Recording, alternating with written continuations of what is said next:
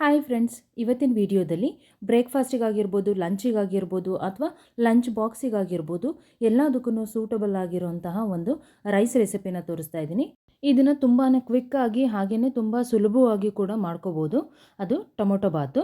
ಮೊದಲು ನಾನಿಲ್ಲಿ 1 ಲೋಟದಷ್ಟು ಅಕ್ಕಿನ ನೆನೆಸಿ ಇಟ್ಕೊಳ್ತಾ ಇದ್ದೀನಿ. ನಾನಿಲ್ಲಿ ಸೋನಾ ಮಸೂರಿ ಅಕ್ಕಿ ತೊಗೊಂಡಿದ್ದೀನಿ. ಸೋನಾ ಮಸೂರಿ ಅಕ್ಕಿ ಬದಲಾಗಿ ನಾವು ಬಾಸುಮತಿ ಅಕ್ಕಿ ಕೂಡ ಉಪಯೋಗಿಸ್ಕೋಬೋದು. ಇವಾಗ ಟೊಮೊಟೊ ಬಾತಿಗೆ ಒಗ್ಗರಣೆನ ಮಾಡ್ಕೊಳ್ತಾ ಇದ್ದೀನಿ. 2 ಟೇಬಲ್ ಸ್ಪೂನಷ್ಟು ಎಣ್ಣೆನ ಹಾಕ್ಕೊಂಡಿದ್ದೀನಿ. 1/4 ಟೀ ಸ್ಪೂನಷ್ಟು ಸಾಸಿವೆ ಹಾಕ್ಕೊಂಡು 2 ಲವಂಗ, 1 ಏಲಕ್ಕಿ, 2 ತುಂಡು ಚಕ್ಕೆ, 1 ಅನಾನಸ್ ಹೂವಿನ ಎಲೆನ ಹಾಕ್ಕೊಳ್ತಾ ಇದ್ದೀನಿ. ಅದಕ್ಕೆ ಅನಾನಸ್ ಹೂವು ಅಂತಾರೆ ಅಥವಾ ಚಕ್ರ ಮೊಗ್ಗು ಅಂತಲೂ ಹೇಳ್ತಾರೆ.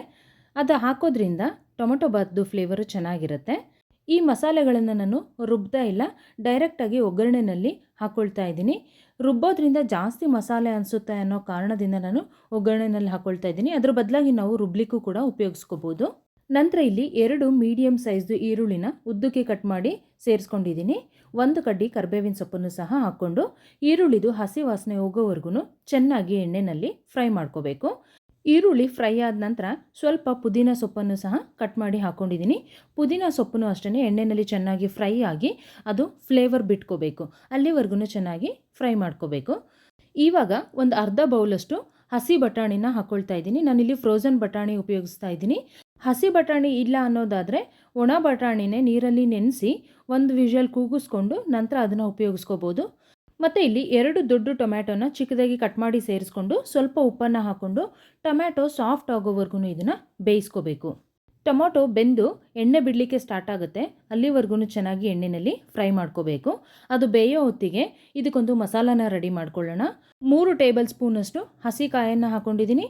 ಅರ್ಧ ಟೀ ಸ್ಪೂನಷ್ಟು ಧನಿಯಾ, ಅರ್ಧ ಟೀ ಸ್ಪೂನಷ್ಟು ಜೀರಿಗೆ, ಅರ್ಧ ಟೀ ಸ್ಪೂನಷ್ಟು ಸೋಂಪನ್ನು ಹಾಕ್ಕೊಂಡು 2 ಒಣ ಮೆಣಸಿನ್ಕಾಯನ್ನು ಹಾಕ್ಕೊಳ್ತಾ ಇದ್ದೀನಿ. 2 ಇಂಚಷ್ಟು ಶುಂಠಿನ ಹಾಕ್ಕೊಂಡಿದ್ದೀನಿ.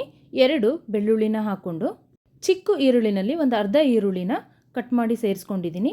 ನಂತರ ಅರ್ಧ ಟೊಮ್ಯಾಟೋನ ರುಬ್ಲಿಕ್ಕೂ ಸಹ ಸೇರಿಸ್ಕೊಳ್ತಾ ಇದ್ದೀನಿ. ಇದಿಷ್ಟನ್ನು ಸ್ವಲ್ಪ ನೀರನ್ನು ಹಾಕಿ ನುಣ್ಣಗೆ ರುಬ್ಕೋಬೇಕು. ಇವಾಗ ರುಬ್ಕೊಂಡ ನಂತರ ಇಲ್ಲಿ ಒಗ್ಗರಣೆ ಸಹ ಚೆನ್ನಾಗಿ ಬೆಂದಿದೆ, ಎಣ್ಣೆ ಬಿಡಲಿಕ್ಕೆ ಸ್ಟಾರ್ಟ್ ಆಗಿದೆ.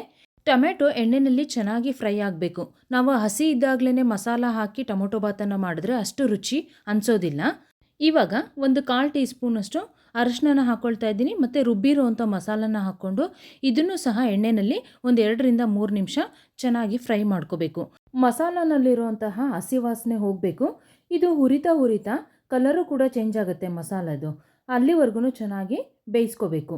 ಈ ಎಣ್ಣೆಯಲ್ಲಿ ಮಾಗಿಸ್ಕೊಂಡ ನಂತರ ಇದಕ್ಕೆ ನಾನಿಲ್ಲಿ ನೀರನ್ನು ಹಾಕ್ಕೊಳ್ತಾ ಇದ್ದೀನಿ. ನಾನು 1 ಲೋಟ ಅಕ್ಕಿನ ತಗೊಂಡಿರೋದ್ರಿಂದ 2 ಲೋಟದಷ್ಟು ನೀರನ್ನು ಹಾಕ್ಕೊಳ್ತಾ ಇದ್ದೀನಿ.